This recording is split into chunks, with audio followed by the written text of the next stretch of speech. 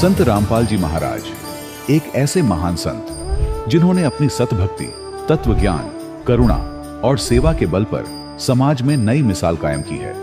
संत रामपाल जी महाराज की अगुवाई में उनके सभी सतलोक आश्रमों से समाज कल्याण के अद्भुत कार्यों ने समाज को सुनहरे भविष्य की एक नई उम्मीद दिखाई है। संत रामपाल जी महाराज से नाम दीक्षा लेने के बाद लाखों लोगों की लाइलाज बीमारियां जैसे कैंसर, एड्स आदि ठीक हुई। संत जी के ज्ञान से प्रेरित होकर उनके अनुयायियों ने लाखों यूनिट रक्तदान किया। संत जी ने लाखों बहन बेटियों का दहेज मुक्त विवाह करवाया।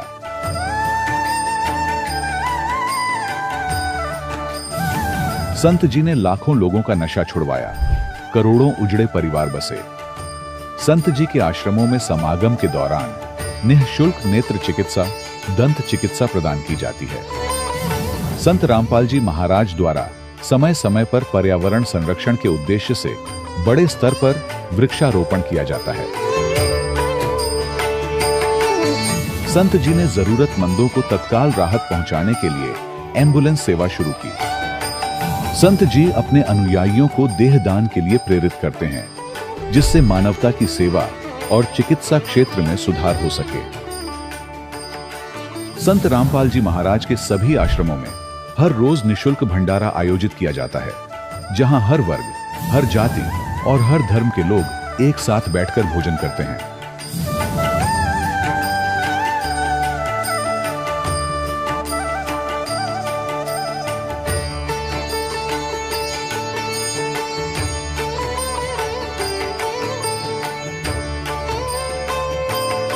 संत रामपाल जी महाराज के आश्रम में हजारों बुजुर्गों को सम्मान और प्यार के साथ जीवन जीने का अवसर मिलता है। उनके खाने, रहने और स्वास्थ्य की पूरी जिम्मेदारी संत रामपाल जी महाराज उठाते हैं। अनाथ बच्चों के लिए संत रामपाल जी महाराज के सभी आश्रम किसी वरदान से कम नहीं। यहाँ उन्हें शिक्षा, संस्कार और भविष्य के लिए बेहतर अवसर प्रदान किए जाते हैं। चाहे बाढ़ हो, भूकंप या महामारी, संत रामपाल जी महाराज और उनके अनुयायी हमेशा ही जरूरतमंदों के लिए सबसे आगे खड़े रहते हैं। कोविड महामारी के दौरान संत रामपाल जी महाराज के आश्रमों से करोड़ों लोगों के लिए भोजन, दवाइयां और जीवन रक्षक सामग्रियां उपलब्ध कराई गई। चाहे गरीब की मदद हो या किसी शोषित और पीड़ित वर्ग के हक और सम्मान की लड़ाई, संत रामपाल जी महाराज ने हमेशा ही उनकी दबी आवाज को सरकारों तक पहुंचाया है और उन्हें उचित न्याय दिलवाने में अहम भूमिका अदा की है। समाज में आध्यात्मिक और सामाजिक मूल्यों के प्रति जागरूकता लाने में संत रामपाल जी महाराज हर कदम पर मानवता के सच्चे सेवक साबित हुए हैं। संत रामपाल जी महाराज का जीवन हमें सिखाता है कि सच्ची सेवा वही है जो निस्वार्थ भाव से की जाए। आइए हम भी इस महान सेवा के कार्य में इस महान संत से जुड़ें और संत रामपाल जी महाराज से नाम दीक्षा लेकर अपने जीवन को धन्य बनाएं।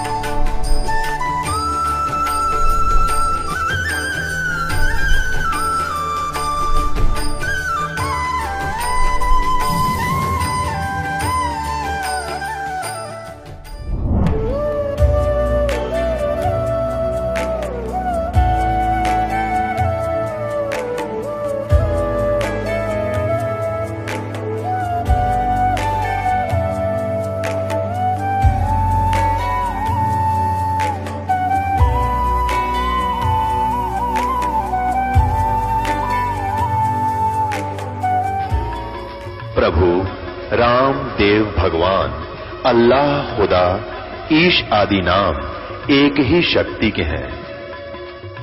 वो कैसा है, कहां है, कैसे मिलता है, किसने देखा है? ये प्रश्नवाचक चिन्ह पूर्ण रूप से हटाने के लिए अवश्य सुनिए जगत गुरु तत्वदर्शी संत रामपाल जी महाराज के अमृत वचन, सर्व पवित्र धर्मों के पवित्र शास्त्रों के आधार पर। नमस्कार दर्शकों, प्रसिद्ध भविष्यवक्ताओं के अनुसार एक महापुरुष द्वारा दिए गए तारक मंत्र से लोगों के असाध्य रोग ठीक हो जाएंगे।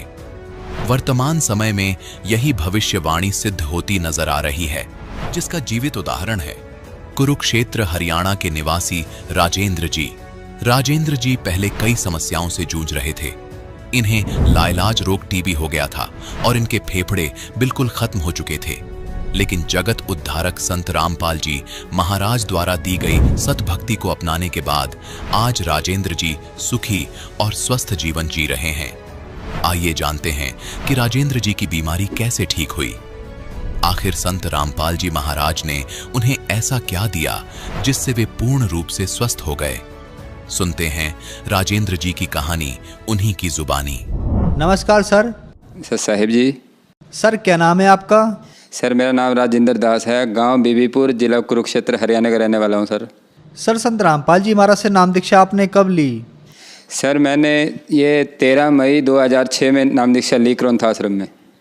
सर संत रामपाल जी महाराज से नाम दीक्षा लेने से पहले आप क्या भक्ति साधनाएं करते थे? सर मैं पहले बचपन से ही जैसे राधा स्वामी महाराज जी के सत्संग सुनने जाता था, वहाँ सेवा पे भी जाते थे। शिव जी महाराज जी को भी बहुत ज़्यादा पूजता था मैं, शिव जी को अपने तरीके से, जैसे भी हम ऐसे ही भक्ति करते थे। और झाड़ फूंक वालों के पास भी जाते रहते थे, जैसे घर में कोई परेशानी होती थी। और हर तरह के जैसे भी जो संसारिक सेवा कर रहे हैं लोग, हम भी वैसे ही देवी देवताओं की पूजा करते रहते थे जी। सर आपको संत रामपाल जी महाराज के बारे में जानकारी कहाँ से मिली? हमारे मामे का जमाई है, उन्होंने नामदेश लिया था, उन्होंने हमारे को बताया है भी ऐसे ऐसे करके संत रामपाल जी महाराज हैं। क्योंकि हम बहुत ज़्यादा परेशान थे, इतने परेशान थे जी। जैसे मेरी शादी हुई, मेरी पत्नी प्रेग्नेंट हुई वो, और 4 महीने प्रेग्नेंट हुआ था, तो तभी उसको मतलब ये गर्भपात हो गया। उसके बाद फिर से प्रेग्नेंट हुई, फिर से जैसे 5-6 महीने से ही प्रेग्नेंट हुई थी वो, तभी से हमारे को बहुत ज़्यादा परेशानी होनी शुरू हो गई। जैसे भगतमती को जैसे दांत ऐसे दांदन पड़ जाती, बेहोश हो जाती वो 1 घंटे के लिए। तो ऐसे चलते चलते जी वो 2 घंटे के लिए बेहोश होने लग गई। दिन में 3 बार उसको दांदन पड़ने लग गई, दिन में ऐसे हो गया। आसपास वाले बताया करो हमारे को, जैसे झाड़ फूंक वालों के पास ले जाओ कहीं भी, जैसे वहाँ गए सर, जैसे डॉक्टरों के पास गए वो बता देते थे बीपी हाई है, लो है, झाड़ फूंक वाले अपना बताया करते। ब्यास हम जावा थे जी, ब्यास हमारे को नाम नहीं मिला। उसके बाद हमने बाबा दलेल सिंह की कुटिया है हमारे शाहबाद मारकंडा में ही, वहाँ से हमने नाम उपदेश लिया। वहाँ से हमारे को कोई फ़ायदा ना हुआ।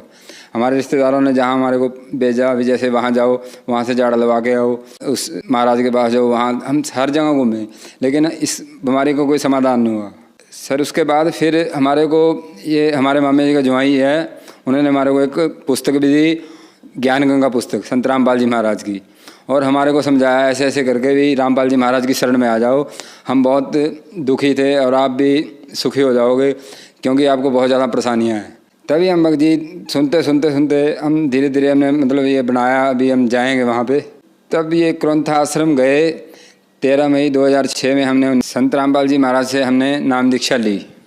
सर ज्ञान गंगा पुस्तक पढ़कर आप सतलोक आश्रम गए और संत रामपाल जी महाराज से नाम दीक्षा ली, तो क्या संत रामपाल जी महाराज से नाम दीक्षा लेने के बाद आपको कोई लाभ भी प्राप्त हुए? सर जैसे हमने संत रामपाल जी महाराज से नाम दीक्षा ली और हमें बहुत ज़्यादा ये लाभ प्राप्त हुए हैं। जैसे पत्नी को मेरी गर्भपात पहले हो गया था और फिर होने वाला था, क्योंकि वो बहुत परेशान थी। जैसे दिन में 2-3 बार बेहोश हो जाना, और भी बहुत परेशानी थी उसको। जैसे हमने नाम देश लिया, वो गर्भपात होना बंद हो गया बिल्कुल, और लड़का नॉर्मल डिलीवरी में बिल्कुल ठीक हो गया। गुरुजी की शरण में गए थे तो हमें जो लाभ हो गया था, जैसे भगतमती ये हमारी पत्नी जी ठीक हो गई। फिर हम धीरे धीरे मतलब ये हमारा विश्वास इतना गुरुजी में नहीं था, लेकिन लगता था कि हम नाम देश ले हमने ले रखा है। नाम से हम थोड़ा बहुत जुड़े रहे, लेकिन एक तो भक्ति नहीं किया करते थे, गुरुजी के कोई नियम निभाया नहीं करते थे, और ऐसे ही चलता रहा। तो मैं बीमार हूँ था शुरू से ही। बीमार होने से मैं दवाई खाता रहा, मेरे को परेशानी बढ़ती गई। एक दिन मैंने टेस्ट कराया कुरुक्षेत्र में, तो मेरे को टीबी हो चुकी थी।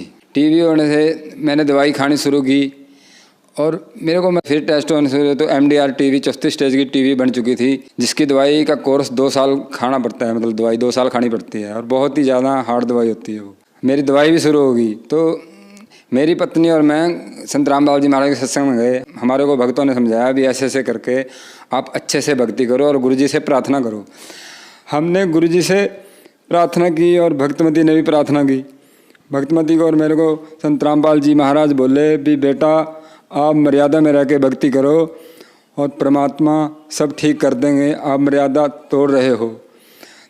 तब से संत रामपाल जी महाराज ने आशीर्वाद दिया और तब से हम गुरु जी के अनुसार जितना हो सका हम भक्ति करनी शुरू की हमने। और मालिक की दया से टीवी का जो कोर्स था 2 साल चलना था और इतनी वो तेज़ दवाई थी जैसे कि डंगरों को देते हैं जो, वो मैं खाता रहा। कुछ दिन मैंने सिर्फ भी वो 1.5-2 महीने ही खाई और मालिक की दया से ठीक होना शुरू हो गया। और बीमारी और इतनी परेशानी थी कि लैट्रिन बाथरूम भी दीवार पकड़ पकड़ के जाना पड़ता था और हर समय खांसी बुखार, इतनी बहुत बुरी हालत थी, यानी कि आर्थिक स्थिति भी इतनी बहुत कमज़ोर हो गई थी।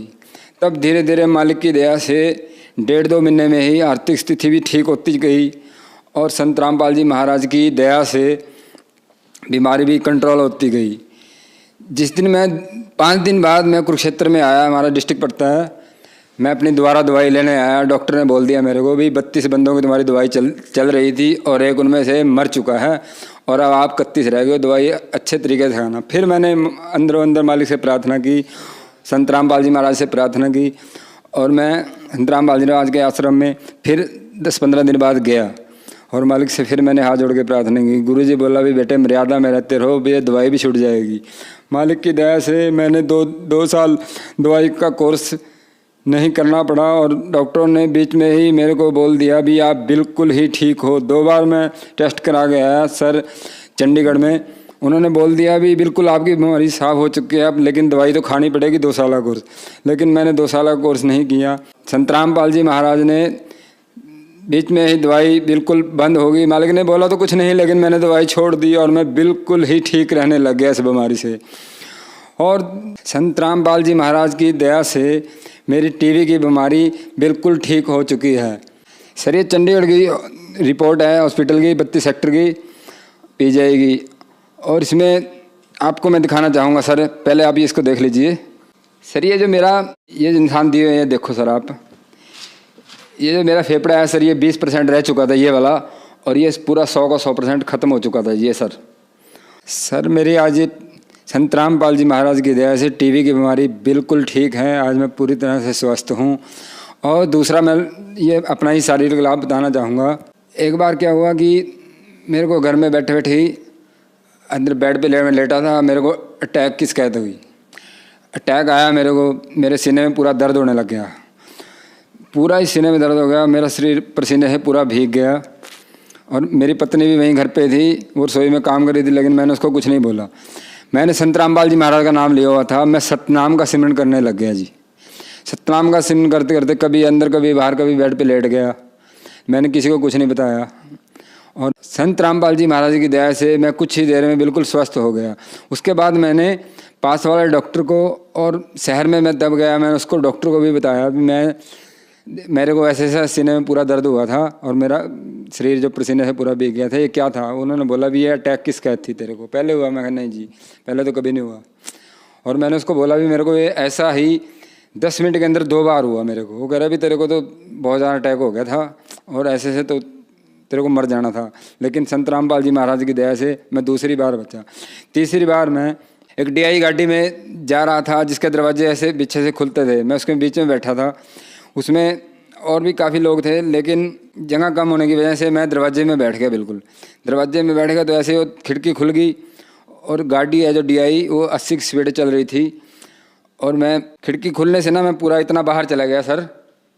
इतना बाहर जाने से मैं मालिक की दया से, मालिक ने जैसे मेरे को परमात्मा ने रोक लिया और संत रामपाल जी महाराज का मैं तुरंत ध्यान करने लग गया। मालिक ने मेरे को तुरंत, उन्होंने आसपास वालों ने फिर पकड़ के मेरे को अंदर लिया और कम से कम मैं आधा पौना मिनट ये गाड़ी से बाहर रहा सर। और ये मालिक की दया हुई कि मेरे को तीसरी बार मालिक ने जीवन दान दिया। पहले मैं टीबी की बीमारी से बचाया मालिक ने, फिर अटैक की बीमारी से बचाया, फिर मैं DI गाड़ी से जैसे गिरने लगा संत रामपाल जी महाराज ने तब मेरे को बचाया। और सर मैं अपनी नानी जी के बारे में बताना चाहता हूँ। हमने हमारी नानी जी को नाम उपदेश दिलवाया। उनको क्या था जी, वो शुरू से मतलब जैसे उनको 11 बच्चे हुए जिनमें से 2 बच्चे हैं, बाकी सब मर गए थे। उनको क्या होता था जी, जैसे वो चारपाई पे अपने लेटती थी, शाम को जैसे 3-4 बच्चे वो बिना कपड़ों से आते, छोटे छोटे 3-3, 4-4 वर्ष के, और आके उसकी मतलब रजाई में या उसके बिस्तर में घुस जाते और वो डर जाती, क्योंकि वो किसी और को दिखाई नहीं देते, उसी को देते थे। वो मेरी मम्मी को चिपके रहती थी, उसको नींद आनी बंद हो गई। तभी हमने उसको संत रामपाल जी महाराज के आश्रम में बरवाड़ा लेके गए, वहाँ से हमने उसको नाम दिलवाया और उसी दिन उसने सत्संग सुनते सुनते नींद आ गई। पहले वो 6-7 दिन से लगातार सोई नहीं थी और ये समस्या उसको 25-30 साल से थी, क्योंकि जब उसके बच्चे मरे थे तभी से उसको ये परेशानी होनी शुरू हो गई थी। हमने घर भी बदल लिए, पहले दूसरे घरों में रहते थे, अब दूसरे घर में आ गए थे, तब भी उसको परेशानी ये थी। और ये संत रामपाल जी महाराज की दया से उन्होंने सिर्फ नाम लिया और वो ठीक हो गई बिल्कुल। हमारे को ये चौथा लाभ हुआ। और मालिक ने बहुत लाभ दिए हैं, जैसे मोटरसाइकिल ले संत रामपाल जी महाराज की दया से नगद कैश लेके आए हम। पहले हम साइकिल नहीं ले पाते थे। संत रामपाल जी महाराज की दया से हमने एक दुकान बनाई है नहरी की, जो हम कल्पना भी नहीं कर सकते थे पहले कभी। मालिक की दया से, संत रामपाल जी महाराज के दया से हमें बहुत लाभ हुए हैं जी। सर, संत रामपाल जी महाराज से नाम दीक्षा लेने के बाद आपको बहुत सारे लाभ प्राप्त हुए, तो जो श्रद्धालु आज आपको देख रहा है, आप उन्हें क्या संदेश देना चाहेंगे? सर, मैं उनसे, सभी श्रद्धालुओं से हाथ जोड़ के प्रार्थना करना चाहूँगा कि संत रामपाल जी महाराज का सत्संग चैनलों पे आता है, वो संत रामपाल जी महाराज का सत्संग देखें, अपना सोच विचार करें। ये निष्जन्म बार बार नहीं मिलता। और सत्संग देखने के बाद अगर आपके मन में आता है कि नाम लिया जाए, तो संत रामपाल जी महाराज से नाम लो और मालिक की दया से अपना कल्याण करो भगत जी। धन्यवाद सर। सत साहिब जी। दर्शकों, अभी आपने सुने संत रामपाल जी महाराज से दीक्षा प्राप्त करके सुखी हुए भक्त के अनुभव। अब देखिए जगत गुरु तत्वदर्शी संत रामपाल जी महाराज के मंगल प्रवचन। श्रीमद् भगवद गीता अध्याय नंबर 15 के श्लोक नंबर 1 से लेकर 4 तक बता के उल्टा लटका हुआ संसार रूपी वृक्ष है। इसके ऊपर को जो जड़ है वो तो मूल मालिक है, वो पूर्ण परमात्मा है, वो परम अक्षर ब्रह्म है। और नीचे को तीनों गुण रूपी शाखा है। अब गीता ज्ञानदाता ने केवल इतना संकेत कर दिया कि ऊपर को जड़ है और नीचे को तीनों गुण रूपी शाखा है, बीच का कोई पोर्शन उसने नहीं बताया। फिर गीता जी अध्याय नंबर 4 के श्लोक नंबर 34 में कहा है कि वो तत्व ज्ञान है। कौन सा तत्व ज्ञान? जो गीता जी अध्याय नंबर 4 के श्लोक नंबर 32 में गीता ज्ञानदाता कह रहा है कि पूर्ण परमात्मा ने, परम अक्षर ब्रह्म ने, ब्रह्मणे मुखे। यहां भी गीता अनुवादकर्ताओं ने अनर्थ किया है। ब्रह्मणे मुखे का अर्थ वेद की वाणी लिख दिया, नहीं, ये सच्चिदानंद घन ब्रह्म की वाणी में, यानी जिसको परमात्मा ने स्वयं आकर अपने मुखारविंद से बोला है, अपने मुख कमल से बोला, उस ज्ञान में धार्मिक अनुष्ठानों की, यज्ञों की जानकारी विस्तार से कही गई है। वो तत्व ज्ञान है। चौथे अध्याय के 34वें श्लोक में कहा कि उस तत्व ज्ञान को जो परमेश्वर ने स्वयं आकर बोला हुआ है, उसकी वाणी में लिपिबद्ध होता है, उस ज्ञान को तू तत्वदर्शी संतों के पास जाकर समझ। उनको दंडवत प्रणाम करने से, कपट छोड़कर नम्रता पूर्वक प्रसन्न करने से वो तत्वदर्शी संत तुझे परमात्मा तत्व का ज्ञान कराएंगे। यानी गीता ज्ञानदाता यहाँ अपनी असमर्थता व्यक्त कर रहा है कि मैं उस तत्व ज्ञान से परिचित नहीं हूं। फिर 15वें अध्याय के गीता जी के एक श्लोक में उसका उत्तर दिया है कि वो तत्वदर्शी संत है कौन? ऊपर को जड़ वाला, ऊर्ध्व मूलम अधः शाखम, ऊपर को जड़ और नीचे को तीनों गुण रूपी शाखा वाला। ये उल्टा लटका हुआ संसार रूपी वृक्ष समझो, जिसकी जड़ तो ऊपर ने है और नीचे को तीनों गुण रूपी शाखा है। अब गीता ज्ञानदाता ने इतना संकेत दिया है और बताया कि जो इस उल्टे लटके हुए संसार रूपी वृक्ष के सभी छंद, सभी विभाग बता देगा पत्तों सहित, स वेदवित, वो तत्वदर्शी संत है। वो वेद के तात्पर्य को जानने वाला है। तो परमेश्वर कबीर देव जी वो सच्चिदानंद घन ब्रह्म है, जिन्होंने 600 वर्ष पहले अपनी अमृतवाणी कबीर वाणी में अपने मुखारविंद से, मुख कमल से वो तत्व ज्ञान बोला। उसमें क्या बोला था कि अक्षर पुरुष एक पेड़ है, निरंजन वा की डार और तीनों देवा शाखा है ये पात रूप संसार। दूसरे शब्दों में अक्षर पुरुष एक पेड़ है, सरपुरुष वा की डार और तीनों देवा, रजगुण ब्रह्मा, सतगुण विष्णु, तम गुण शिव जी, तीनों देवा शाखा है और पात रूप संसार। तो परमात्मा ने आकर यू ज्ञान बोला ये सच्चिदानंद घन ब्रह्म की वाणी कबीर वाणी। इसी का रेफरेंस ऋग्वेद मंडल नंबर 9 और सूक्त नंबर 96 के मंत्र 16 से लेकर और 20 तक है कि हे परमात्मा आपका वास्तविक नाम क्या है। 16वें मंत्र में प्रश्न है, उत्तर दिया 17वें मंत्र में कि वो कबीर साहब कबीर परमेश्वर है और कबीर वाणी के द्वारा वो अपने ज्ञान को लोकोक्तियों के माध्यम से उच्चारण करके बोलता है, जिस कारण से वो एक प्रसिद्ध कवि भी कहलाता है, लेकिन वो होता है परमात्मा। और फिर 18वें मंत्र में कहा कि वो तीसरे मुक्ति धाम में रहता है, सतलोक में रहता है, वहां से गति करके आता है। गीता जी अध्याय नंबर 15 के श्लोक नंबर 4 में कहा है कि जब तत्वदर्शी संत आपको मिल जावे, उसके पश्चात परमेश्वर के उस परम पद की खोज करनी चाहिए, जहां जाने के बाद साधक फिर कभी लौटकर संसार में नहीं आता। और जिस परमेश्वर ने सारे ब्रह्मांडों की यानी संसार रूपी वृक्ष की रचना की है, और मैं भी उसी की शरण में हूं, केवल उसी की भक्ति करनी चाहिए। अनन्य मंत्र श्रीमद् भगवत गीता अध्याय नंबर 18 के श्लोक नंबर 62 में कहा कि अर्जुन तू सर्व भाव से उस परमेश्वर की शरण में जा, उसकी कृपा से तू परम शांति को और सनातन परम धाम को प्राप्त होगा, शाश्वतम स्थानम। अब इससे सिद्ध हो गया कि गीता ज्ञान दाता श्री कृष्ण जी में प्रवेश करके ब्रह्म बोल रहा है, और ये भी नाशवान। इसका मंत्र जो ओम नाम है, इस केवल इसकी साधना करने से जो प्राप्ति होगी वो भी यूजलेस, क्योंकि ये सरपुरुष है, नाशवान है। अध्याय नंबर 15 के श्लोक नंबर 16 और 17 में 3 प्रभु बताए, सरपुरुष, अक्षर पुरुष और परम अक्षर पुरुष। परम अक्षर ब्रह्म जो 8वें अध्याय के मंत्र 1 का उत्तर 8वें अध्याय के 3रे श्लोक में दिया गीता ज्ञानदाता ने कि वो परम अक्षर ब्रह्म है। तो गीता जी अध्याय नंबर 15 के श्लोक नंबर 16 में 2 पुरुष, सरपुरुष और अक्षर पुरुष की जानकारी है। सरपुरुष है ये ब्रह्म है, ज्योति निरंजन काल है, 21 ब्रह्मांड का स्वामी है, इसका ओम नाम है। फिर अक्षर पुरुष ये 7 संख्य ब्रह्मांड का स्वामी है, और इसका गीता जी अध्याय नंबर 17 के श्लोक नंबर 23 में जो ओम तत्सत 3 मंत्र कहे हैं, उसमें से इसका ये तत् मंत्र है, ये सांकेतिक है। ओम और तत् मिलके यह 2 अक्षर का सतनाम बनता है। और तीसरा जो सत्य है वो सार नाम की तरफ संकेत है। ये तत् भी कोड वर्ड है और सत भी कोड वर्ड है, क्योंकि गीता ज्ञानदाता ने ऑप्शन छोड़ दिया है कि मैं नहीं जानता उस परमात्मा के पाने की विधि, तत्वदर्शी संत बताओगा। अब जो प्रसंग चल रहा है कि शास्त्र विधि को त्याग है, जो मनमाना आचरण करते हैं उनको कोई लाभ नहीं होता। गीता जी अध्याय नंबर 16 के श्लोक नंबर 23 में और 24 में स्पष्ट कर दिया कि इससे तेरे लिए कर्तव्य और अकर्तव्य की व्यवस्था में सदग्रंथ ही प्रमाण है, किसी के लोक वेद पर विश्वास मत करना।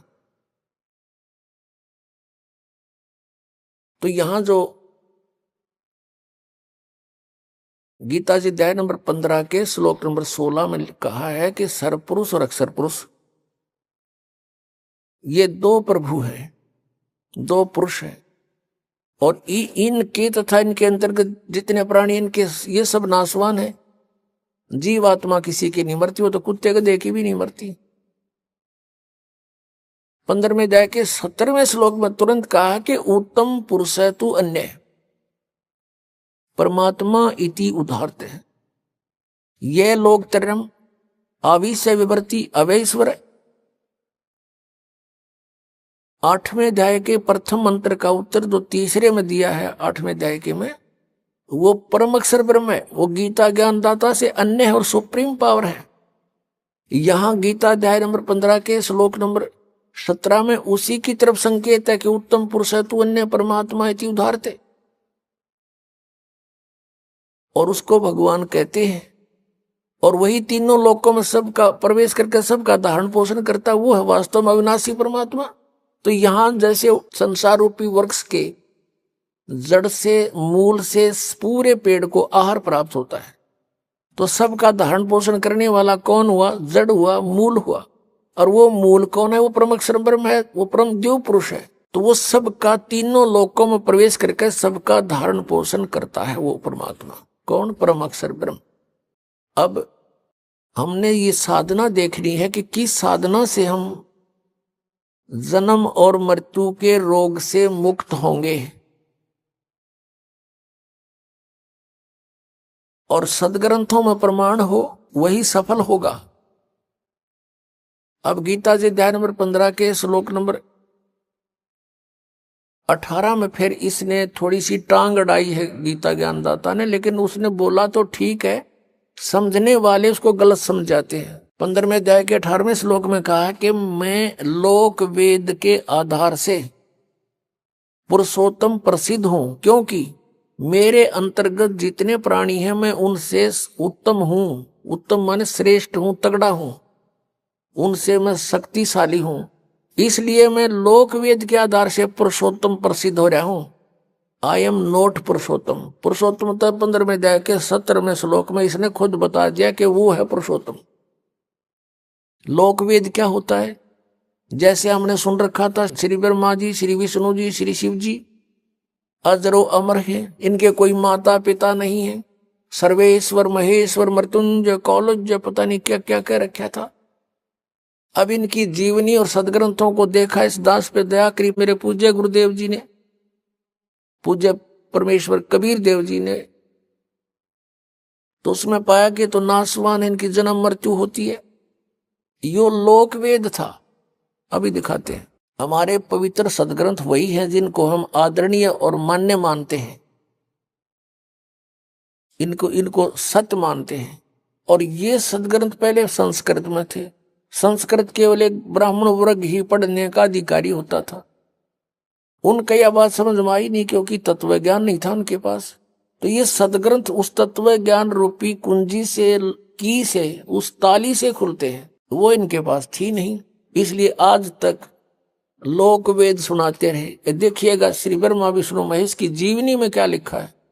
श्रीमद् देवी भागवत और गीता प्रेस गोरखपुर से प्रकाशित है। इसके संपादक कौन है?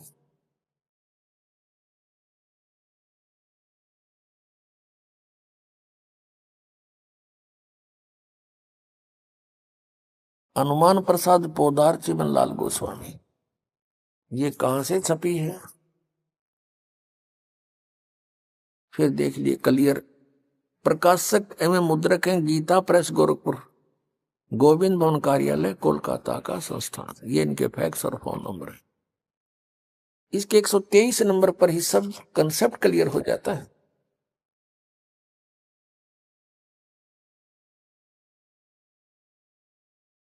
अब तीसरा स्कंद है, 123 पृष्ठ, और ये देखिएगा, तुम शुद्ध स्वरूपा हो, ये सारा संसार तुम ही से उद्भासित हो रहा है। मैं, ब्रह्मा और शंकर, हम सभी तुम्हारी कृपा से विद्यमान हैं। श्री विष्णु जी कह रहे हैं अपनी माता दुर्गा के विषय, और अपनी सतीथि बताते, हमारा आविर्भाव और तिरोभाव हुआ करता है। हमारा आविर्भाव माने जन्म, तिरोभाव माने मृत्यु होता है। हम अविनाशी नहीं है, हमारा जन्म मृत्यु होता है। केवल तुम ही नित्य हो, जगत जननी हो, प्रकृति और सनातनी देवी हो। अब इससे ये भी सिद्ध हो गया कि दुर्गा को प्रकृति भी कहते हैं। भगवान शंकर बोले, देवी यदि महाभाग विष्णु तुम्ही से प्रकट हुए हैं, तो उनके बाद उत्पन्न होने वाले ब्रह्मा भी तुम्हारे ही बालक हुए। फिर मैं तमोगुणी लीला करने वाला शंकर क्या तुम्हारी संतान नहीं हुआ? अर्थात मुझे भी उत्पन्न करने वाली तुम ही हो शिवे। संपूर्ण संसार की सृष्टि करने में तुम बड़ी चतुर हो। इस संसार की सृष्टि, सतीथि और संहार में तुम्हारे गुण सदा समर्थ है। उन्हीं तीनों गुणों से उत्पन्न हम रजगुण ब्रह्मा, सतगुण विष्णु, तम गुण शिव जी नियमानुसार कार्य में तत्पर रहते हैं। पुण्यात्मो, इस पवित्र सदग्रंथ श्रीमद् देवी भागवत ने थोड़े से विवरण में सब कुछ कंसेप्ट क्लियर कर दिया। इसमें 5 कंसेप्ट क्लियर हो गए, 5 पॉइंट। नंबर 1, ब्रह्मा विष्णु महेश नासवान है, इनकी जन्म मृत्यु होती है, ये अजरो अमर मृत्युंजय कालज्य नहीं है। और दूसरा ये हो गया कि दुर्गा इनकी जननी है, इनको जन्म देने वाली माता है। तीसरा ये हो गया कि रजगुण ब्रह्मा, सतगुण विष्णु, तमगुण शिव जी है। चौथा ये हो गया कि ये केवल नियमित कार्य ही कर सकते हैं, आपके संस्कार को बदल नहीं सकते। आपके भाग्य में कोई भयंकर दुख है, मृत्यु है या कोई और हानि है तो ये कोई चेंज नहीं कर सकते उसको, क्योंकि वो कर्मों का आधार है। और कर्म में परिवर्तन केवल परम अक्षर ब्रह्म, पूर्ण ब्रह्म, कबीर देव, कबीर साहब कर सकते। और 5वां ये हो गया कि दुर्गा प्रकृति है, दुर्गा को प्रकृति भी कहते हैं। गीता जी अध्याय नंबर 7 में कहा कि अर्जुन, अब ये ऐसा ज्ञान बता दूंगा कि इसको जानने के बाद फिर कुछ भी जानना शेष नहीं रहेगा। मेरी 2 प्रकार की प्रकृति है, एक तो ये जैसे जल, पृथ्वी, वायु, इस तरह के ये 8 प्रकार के, और दूसरी चेतन प्रकृति दुर्गा है। तो यहां श्रीमद् देवी भागवत में भी इसको स्पष्ट कर दिया है कि दुर्गा को प्रकृति कहते हैं। अब प्रसंग जो चल रहा है वही आते हैं। श्रीमद् भगवत गीता अध्याय नंबर 15 के श्लोक 18 में जो कहा है उसने कि मैं लोक वेद के आधार से पुरुषोत्तम प्रसिद्ध हूं, क्योंकि जितने मेरे अंतर्गत प्राणी आते हैं 21 ब्रह्मांड में, उनसे उत्तम हूं, उनसे तगड़ा हूं मैं, इसलिए मैं लोक वेद के आधार से पुरुषोत्तम प्रसिद्ध हो रहा हूं। लेकिन पुरुषोत्तम तो 15वें अध्याय के 17वें श्लोक में इसने स्वयं बता दिया कि वो तो परम अक्षर ब्रह्म है। तो यहां परमात्मा कहते हैं, कबीर परमेश्वर जी अपना उदाहरण आप पे देते हैं। आप पे आरती, आप पे साजे, आप पे किंगर, आप पे बाजे, आप पे ताल झांझ जनकारा, आप नचे आप देखण हारा। अपनी महिमा आप पे बतावे, अपने ऊपर ही सब उदाहरण पेश करके हमें समझाने की चेष्टा की है परमेश्वर ने। पीछे लग गया जाऊं था मैं लोक वेद के साथ, रस्ते में सतगुरु मिले दीपक दे दिया हाथ। पहले हम लोक वेद के आधार से कभी किसी की पूजा, कभी कोई व्रत, किसी इष्ट धाम पर भटकते फिर रहे थे, कहीं तीर्थों में भटक रहे थे। कहते हैं परमात्मा के पीछे लग गया जाऊं था मैं लोक वेद के साथ, ब्रह्मा विष्णु महेश जी को सर्वेश्वर मानकर इनकी पूजा करते थे। ये लोक वेद था। और कहते हैं इस भक्ति मार्ग में, इस भक्ति के सफर में सतगुरु मिल गए, अब दीपक दे दिया हाथ, ये तत्व ज्ञान रूपी टॉर्च दे दी। अब इसकी रोशनी में हम भटकेंगे नहीं, गड्ढों में नहीं गिरेंगे, बिल्कुल रास्ते चलेंगे। अब जैसे हम पहले जो पूजाएं करते थे और हमारे संस्कारवश कहीं लाभ भी हो जाता था, होता ही था, क्योंकि पिछले संस्कार तो देने ही है सबने। तो हम ये सोचा करते थे कि हम भगवान विष्णु की पूजा करते हैं और भगवान शंकर की पूजा करते हैं, बाबा श्याम जी की पूजा करते हैं, हनुमान जी की पूजा करते हैं, जिस कारण से हमें ये सुख हो रही है। अब पता चला कि ये कुछ भी नहीं कर सकते, ये अपने भी प्रारब्ध को, अपने भी पाप कर्मों का नाश नहीं कर सके, वो भोगना ही पड़ा। जैसे भगवान श्री कृष्ण जी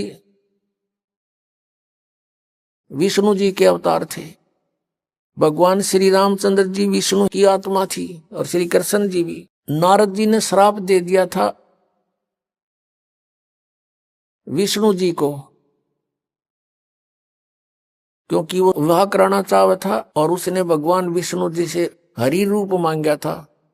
विष्णु जी ने उसका बंदर का मुंह लगा दिया था, जिससे वो अक्षुब्ध हो गया और विष्णु जी को श्राप दे दिया था कि एक जीवन तू अपनी पत्नी के वियोग में बितावेगा। और ऐसा ही हुआ। श्री विष्णु जी श्री रामचंद्र रूप में राजा दशरथ के घर जन्म हुआ। युवा होते ही विवाह हुआ, विवाह होते ही वनवास हुआ, वनवास में सीता का अपहरण हुआ और 12 वर्ष तक वो सीता रावण के बाग में रही। घोर युद्ध हुआ, करोड़ों व्यक्ति मारे गए, सीता वहां से सकुशल ले आई। फिर कुछ ही वर्षों के बाद किसी धोबी के व्यंग से, टोंट कसने से सीता जी को घर से निकाल दिया। आजीवन उनका मेल नहीं हुआ, नारद के श्राप थे और इस भगवान की बिरान बैठी। तो परमात्मा कहते हैं कबीर जी, तुम कौन राम का जपते जापम अर्थात कटे न ये तीनों तापम।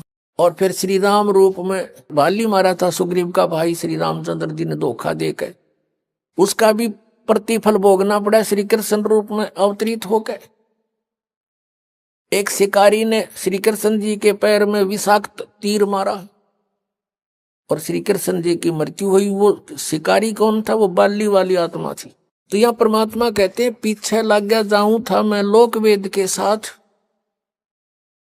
रस्ते में सतगुरु मिल गए दीपक दे दिया हाथ। अब परमात्मा कहते हैं पुण्यात्मा कभी रुक नहीं सकते भक्ति बिना, चाहे उनको किसी भी तरह से कोई साधना कोई बतावे उसी तरह लग जाते हैं, क्योंकि वो पिछले पुण्य कर्मी संस्कारी प्राणी होते हैं।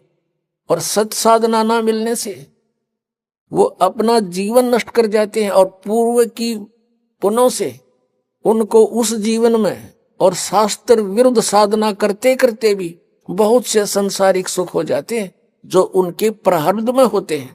और वो सोचते हैं कि हम ये जो पूजाएं कर रहे हैं इससे हमें लाभ हो रहा है, तो जिस कारण से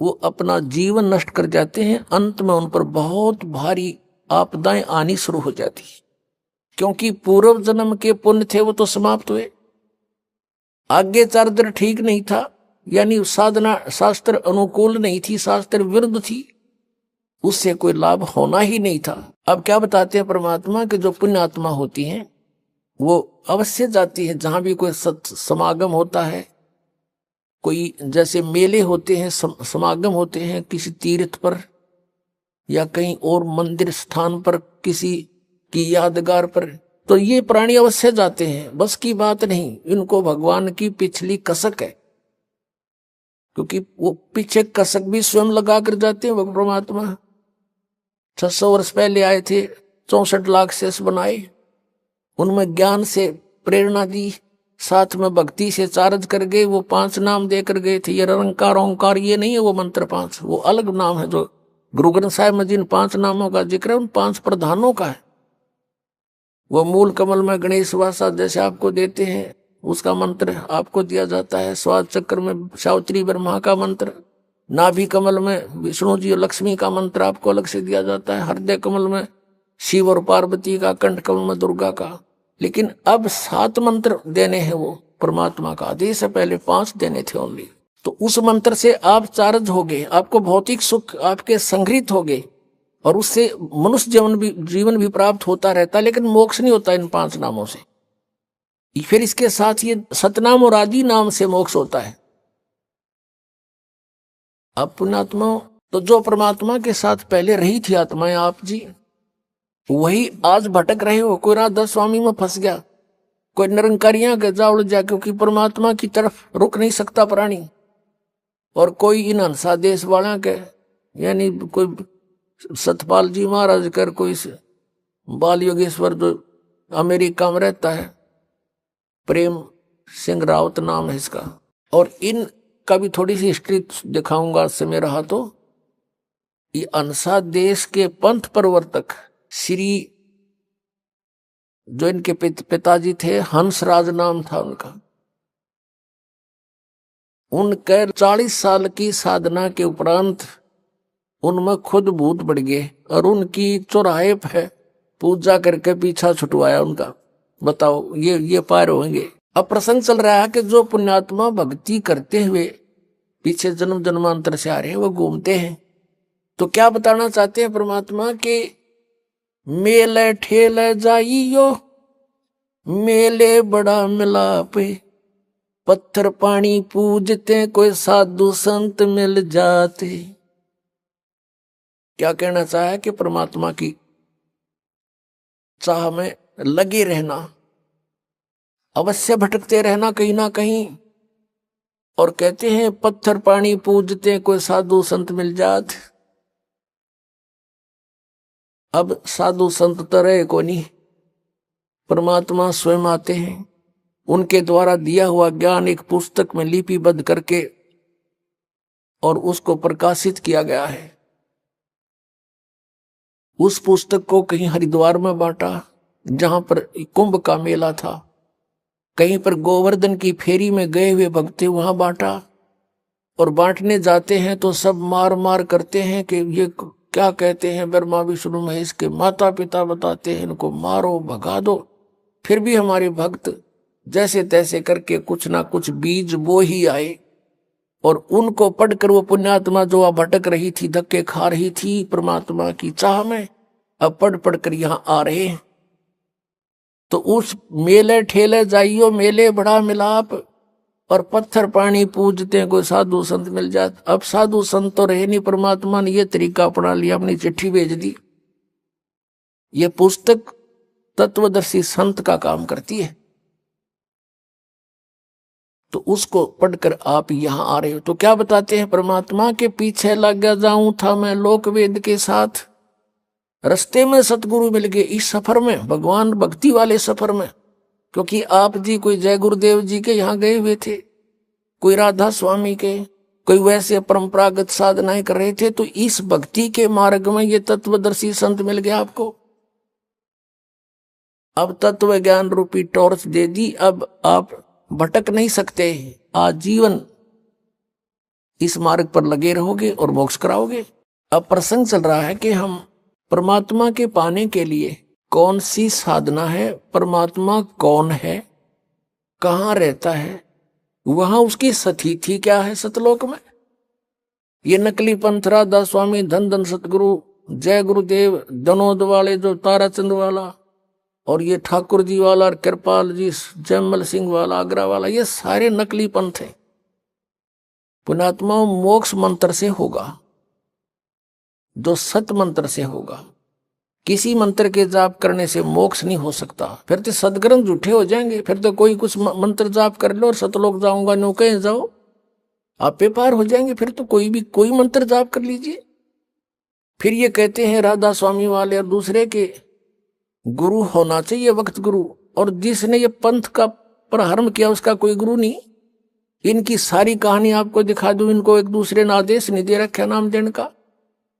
ये स्वयं भी गुरु बनकर दुनिया को भ्रमित करके काल के जाल में ठोक रहे हैं। अब ये 5 नाम देते हैं, निरंकार, ओंकार, ज्योति निरंजन, और कबीर परमेश्वर की वाणी से लिए इन्होंने सोहम और सतनाम निकाल लिया।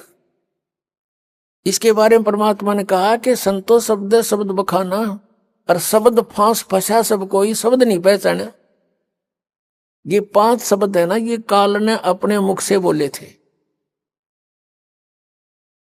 जीव को भ्रमित करने के लिए, और उनका ये रट लगा रहे हैं। ये तो जापा नहीं करने हमने।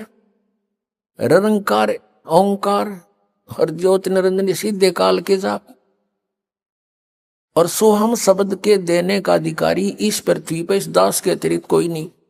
या परमात्मा थे, या वो महापुरुष थे जिनको भगवान मिले थे। आदरणीय मलुकदास साहिब जी, आदरणीय धर्मदास साहिब जी, आदरणीय नानक साहिब जी, आदरणीय गरीबदास साहिब जी, गांव छुडानी, जिला झज्जर, हरियाणा वाले, आदरणीय दादू साहिब जी, आदरणीय गीसा साहिब जी, गांव खेकड़ा और जिला मेरठ, उत्तर प्रदेश वाले।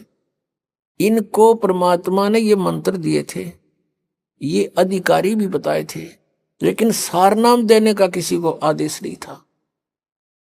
तो इन्होंने परमात्मा का बहुत आज्ञा का पालन किया, और 5 नाम से अतिरिक्त कोई मंत्र भी इनको नहीं दिया, लेकिन उनसे ये मंत्र ओपन जरूर करवा दिया। कौन सा मंत्र? सोहम। परमात्मा कहते हैं कबीर परमेश्वर जी, सोहम शब्द हम जग में लाए और सार शब्द हमने गुप्त छुपाए। कहते नामा छिपा ओम तारी, पीछे सोहम भेद बिचारी। सार शब्द पाया जद लोई, आवागमन बहुड़ ना होई। एक नामदेव नाम के महापुरुष थे, छिपी जाति में, रोहिला जाति में, और बहुत पुण्यकर्मी प्राणी थे। पिछले संस्कार इतने प्रबल थे, ओम नाम का जाप जपते थे। फिर क्या हुआ कि उन्होंने उपदेश ले लिया परमात्मा से। परमात्मा कबीर जी कहीं भी आकर कुछ समय रह जाते थे और वो भेद नहीं देते थे, मैं कौन हूं, कहां से आया हूं। एक साधु संत रूप में कहीं रह करके 10-20 वर्ष फिर वहां से अंतर ध्यान हो जाते थे। उसी स्थिति में वहां एक नगर में रह रहे थे जहां नामदेव जी थे, जो पुंडरपुर एक नगर था, पुंडरपुर गांव, उस पुंडरपुर में रहा करते थे परमात्मा। तो वहां नामदेव जी भी उनके शिष्य हो गए। तो और भी बहुत से थे, पर ये सुप्रसिद्ध ये 4 थे। एक रंका, उसकी पत्नी बंका और उसकी लड़की वंका, 3 नाम थे उनके। तो जैसे परमात्मा प्रथम मंत्र देते थे और वो 5 नाम देते थे, नामदेव जी उससे हटकर भी वो स्वयं एक ओम नाम को विशेष महत्व देते थे पिछले संस्कार के कारण। जैसे गीता जी अध्याय नंबर 7 के श्लोक नंबर 19 में कहा कि बहुनाम जन्मानाम अंते ज्ञानवान माम प्रपद्यते। बहुत बहुत जन्मों के किसी अंत के जन्म में कोई पुण्यात्मा मुझ ब्रह्म की साधना करता है, नहीं तो अन्य उपासनाओं में जीवन व्यर्थ कर देते हैं। और वासुदेव सर्वमिति सर्वात्मा सुदुर्लभ, ये बताने वाला कि वासुदेव, वासुदेव माने सर्वशक्तिमान, जिसकी सबके ऊपर प्रभुता है, उसको वासुदेव कहते हैं।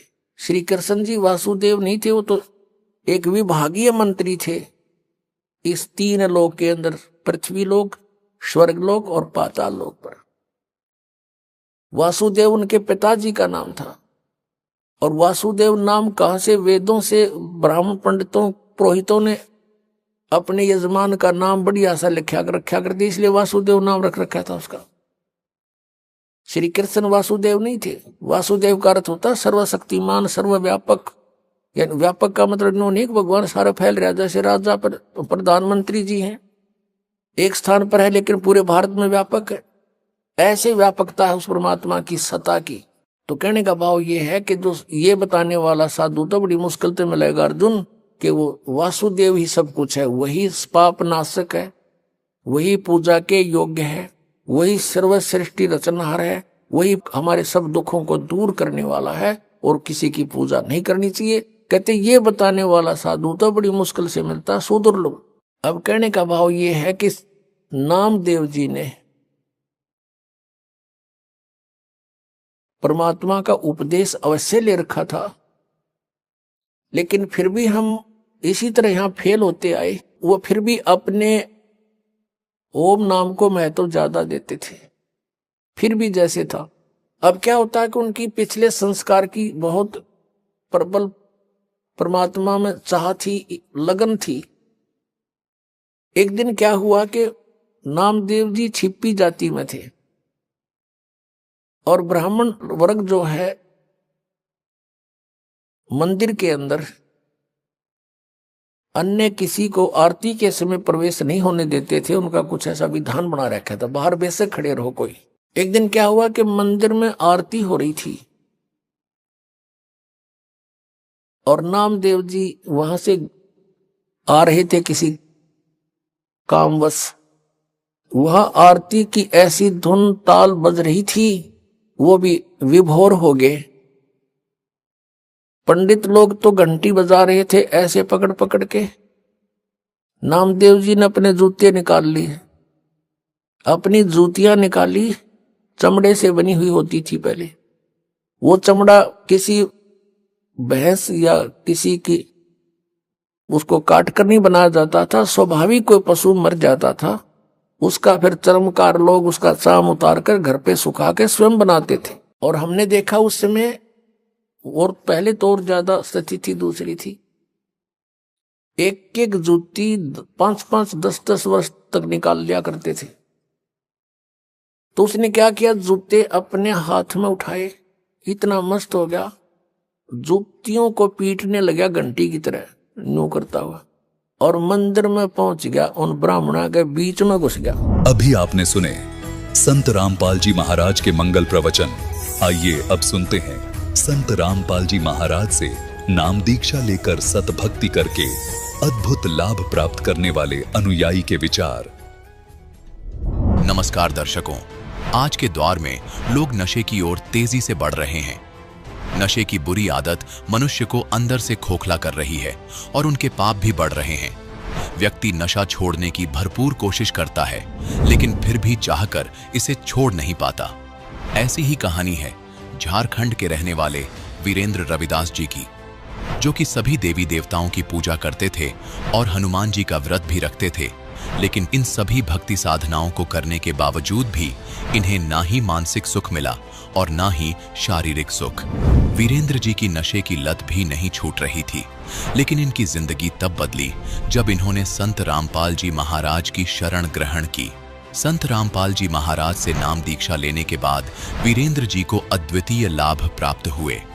तो आइए सुनते हैं वीरेंद्र जी की कहानी उन्हीं की जुबानी। नमस्कार सर। नमस्कार सर। सर क्या नाम है आपका? वीरेंद्र रविदास। वीरेंद्र जी आप कहाँ से हैं? हजारीबाग झारखंड से। वीरेंद्र जी, संत रामपाल जी महाराज जी से नाम उपदेश आपने कब लिया?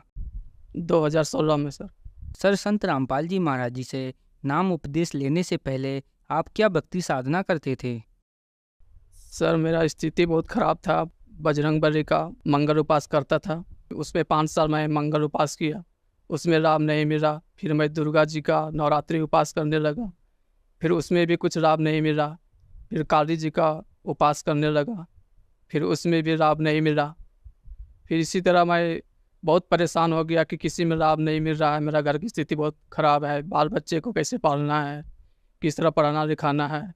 इस तरह सोच के मैं बहुत टेंशन में रहने लगा, बहुत नशा करने लगा, दारू पीने लगा, गांजा पीने लगा कि इतना भक्ति करने के बाद भी कोई लाभ नहीं मिल रहा है। फिर मैंने बहुत परेशान होने के बाद मैं सोचा कि वो ये सब भक्ति में कुछ में लाभ नहीं मिल रहा है, कौन सा भक्ति करना चाहिए, कौन पुण्य परमात्मा का भक्ति करो जो हमको लाभ मिले। इस तरह साधु महात्मा मिला मथुरा का, वो सिद्धि, वो कम से कम शंख फूंकता था तो वो 15 मिनट 10 मिनट तक शंख फूंकता था, वो बहुत सिद्धि बाबा था। तो मैं सोचा इसके पास कुछ ज्ञान पाने के लिए मैं उससे मिला, उसके साथ रहने लगा। मथुरा में बहुत दिन रहा, उसके साथ गांजा पीने लगा। फिर 1 साल तक उसके पास बिताया, पूरा उसका सेवा करता था, 12 बजे रात तक उसको पैर दबाता था कि कुछ ज्ञान मिल सके। कुछ हमको ज्ञान मिलने के बाद बहुत कोशिश किया मैं, फिर भी वहाँ भी संतुष्टि नहीं हुआ। उसके बाद भगत जी फिर मैं छत्तीसगढ़ में काम कर रहा था, मशीन चला रहा था। वहाँ 2 बुजुर्ग आदमी मिला, उसके साथ मैं गांजा देखा, वो लोग गांजा पी रहे थे तो मैं भी जाके वहाँ बैठ गया, गांजा पीने लगा। गांजा पीते पीते मैं, उन लोग भक्ति के बारे में बात कर रहे थे, तो मैं बोला कि बोल मैं तो बहुत भक्ति कर रहा हूँ लेकिन फिर भी कोई लाभ नहीं मिल पा रहा है। ऐसा कौन सा भक्ति मैं करूँ जो मुझे कुछ लाभ मिल सके, मेरा परिवार चल सके, मेरा बाल बच्चा का गुजारा हो सके। ऐसे उन लोग के पास बोलने लगा तो वो लोग बोला कि बोल से एक काम करो, से शाम को आना मेरे पास, एक सत्संग आता है गुरु जी का, से बहुत अच्छा ज्ञान है वो, तुम देखो। फिर मैं शाम को उन लोग के पास गया, रामपाल जी महाराज का सत्संग सुनाया। फिर मैं वो जब सत्संग सुना रामपाल जी महाराज का, तो मुझे आत्मा में संतुष्टि बुझाया कि ये ज्ञान कुछ हमको अच्छा लग रहा है। इतना भक्ति किया, किसी में संतुष्टि नहीं बुझा रहा था, लेकिन जब वो ज्ञान मैं सुना तो मुझे आत्मा में संतुष्टि लगने लगा कि ये अच्छा ज्ञान है, ये ज्ञान से कुछ हो सकता है। फिर सर मैं वहाँ से आया, फिर ज्ञान गंगा पुस्तक मंगाया। फिर ज्ञान गंगा पुस्तक पढ़ते पढ़ते मेरा पूरा नशा छूट गया। फिर मांस मछली सब कुछ खाना छोड़ दिया। फिर नाम दीक्षा मैं संत रामपाल जी महाराज का चंदवारा सेंटर में था, वहाँ जाके फिर मैं नाम दीक्षा लिया। सर, आपने बहुत सारी भक्ति साधनाएं की, आपको कोई लाभ न मिलने के कारण आपने नशा शुरू कर दिया। फिर आपने संत रामपाल जी महाराज जी से नाम उपदेश लिया। संत रामपाल जी महाराज जी से नाम उपदेश लेने के बाद आपको लाभ मिले? जी सर, मुझे जब नाम दीक्षा लिए तो मेरा लड़का था 8 साल का, उसका पेट में बहुत दर्द होता था बार बार, और जब मैं उसको एक्सरे कराया तो उसका पेट में कुछ किडनी में प्रॉब्लम बताया। वो बोला कि 1 साल तक दवा खाना पड़ेगा। फिर मेरे पास उतना पैसा नहीं हो पाता था, तो उसको संत रामपाल जी महाराज के चरण में उसको नाम दीक्षा दिलवा दिए। उसका बाद दवा हुआ, फिर कुछ नहीं किए भगत जी। आज मेरा लड़का 16 साल के है, दोबारा फिर उसका कभी पेट में दर्द नहीं हुआ। फिर दोबारा मेरे पेट में पत्थरी हो गया था, तो उतना पैसा नहीं रह पाने के मतलब से मैं प्रार्थना लगाया कि इतना पैसा तो नहीं है, गुरुजी से प्रार्थना लगाया। प्रार्थना लगाने के बाद मेरा किडनी जो था दोबारा फिर कभी नहीं पेट में दर्द हुआ। डॉक्टर ने रिपोर्ट दिया था, उसने दवा खाने की बात 1 साल तक दवा चलाना पड़ेगा, ठीक होगा। तो मैं 1 साल तक दवा नहीं चलाया, मैं प्रार्थना लगाया गुरुजी के पास, फिर ठीक हो गया। और फिर भगत जी एक बार मैं जा रहा था बाइक से, मेरा ड्यूटी था, 8 बजे मेरा ड्यूटी जाना था, तो इसके ड्यूटी पकड़ने के लिए मैं बहुत स्पीड में जा रहा था। स्पीड में जाते जाते वो 100 किलोमीटर पड़ता था मेरा, जहाँ काम करता था मैं। थोड़ा दूर गया, बहुत स्पीड में था मैं, जल्दी ड्यूटी पकड़ना था, तो अचानक उधर से गाड़ी आ गया, एक बीच में बाइक आ गया। बहुत स्पीड, कम से कम 80 का 90 का स्पीड में गाड़ी था। तो वो एक्सीडेंट होने के बाद उधर से गाड़ी आ रहा था, मुझे पता नहीं चला कि अब लगता है कि मैं उधर से गाड़ी आएगा मेरा दबा देगा, ऐसे बोल के वो बाइक वाला फेंका गया, मैं बीच रोड में पड़ा गया। फिर आके मुझे उठाया तो मुझे कुछ नहीं हुआ, फिर थोड़ा सा हाथ में खरोच आया, और फिर डॉक्टर के पास उसको भी लेके गया, हमको भी लेके गया। और उतना बड़ा हम सोच रहा था कि आज मर जाएंगे बोल के, उधर से स्पीड में गाड़ी आ रहा था, मैं भी जा रहा था, लेकिन इतना बड़ा स्पीड डेंट होने के बाद भी थोड़ा सा हाथ में खरोच आया। जा फिर मैं इसी तरह बाइक चला के गया, और फिर मैं ड्यूटी किया, मालिक गुरु जी के दया से, रामपाल जी महाराज की दया से। और एक बार मैं मशीन चला रहा था, तो मशीन चलाते चलाते बहुत बड़ा पत्थर था, वो पहाड़ी में काम चल रहा था और पत्थर लोड कर रहा था। वो अचानक से बहुत बड़ा पत्थर आने लगा मशीन पे गिरने के लिए। मैं मशीन को बहुत पीछे किया, लेकिन पीछे नहीं हो पाया, मशीन फंस गया। अब अचानक वो पत्थर गुड़क के आ रहा था, तो मुझे कुछ समझ में नहीं आया। जब देखा कि मैं केबिन पर गिरने वाला, मैं आँख बंद कर लिया। आँख बंद करने के बाद फिर मैं सोचा कि पत्थर किधर चला गया। जब आँख खोला तो देखा कि पत्थर रुक गया। वहाँ भी परम गुरु जी ने मुझे रक्षा किए। फिर एक बार मैं गया था पेशी दिल्ली, किराया नहीं था मेरे पास। मैं देखा कि जाने के लिए किराया नहीं है, मेरे पास 200 रुपया बचा है। फिर मैं सोचा कि ठीक है, 200 रुपया बच्चा किसी भगत जी से ले लेंगे और किसी तरह जाएंगे। फिर मैं सोचा कि वो चलो हमको तो पैसा खोजना ही है, तो फिर मैं 100 रुपया मैं दान पेटी में डाल दिया। और जब स्टेशन आया, मैं सोचा कि पैसा किसी से मांगना है। मैं दोबारा पैकेट में देखा तो मेरा 500 रुपया भाड़ा पैकेट में फिर आगे गुरु जी के दया से। ऐसी छोटी छोटी बहुत सा लाभ मिला है परमात्मा की दया से। संत रामपाल जी महाराज से जुड़ने से पहले ही जब ज्ञान गंगा पुस्तक पढ़ा और जब मैं सत्संग सुनना चालू किया, उसी टाइम से मेरा लाभ मिलना चालू हो गया, नशा छूट गया सब कुछ। सर, संत रामपाल जी महाराज की शरण में आने के बाद आपको बहुत सारे लाभ प्राप्त हुए। जो दर्शक आज आपको टीवी पर देख रहे हैं और वो भी संत रामपाल जी महाराज जी से नाम उपदेश लेना चाहते हैं, तो कैसे ले सकते हैं? वो टीवी में सत्संग चलता है गुरु जी का, उसमें नंबर आता है, उसमें कांटेक्ट करके जुड़े। मानव जन्म बहुत दुर्लभ है, मिले ना बारंबार, तरवर से पत्ता टूट गया फिर और न लगता डाल। बहुत मुश्किल से मानव शरीर मिलता है, और ये शरीर इतना मुश्किल से मिलने के बाद ऐसी गंवाना नहीं चाहिए। सभी परमात्मा गुरु जी का, रामपाल जी महाराज का सत्संग सुने और ज्ञान समझे। संत रामपाल जी महाराज से चैनल में सत्संग सुनकर उसमें फ़ोन नंबर देते हैं, उसमें नाम दीक्षा ले सकते हैं। धन्यवाद सर। सत साई।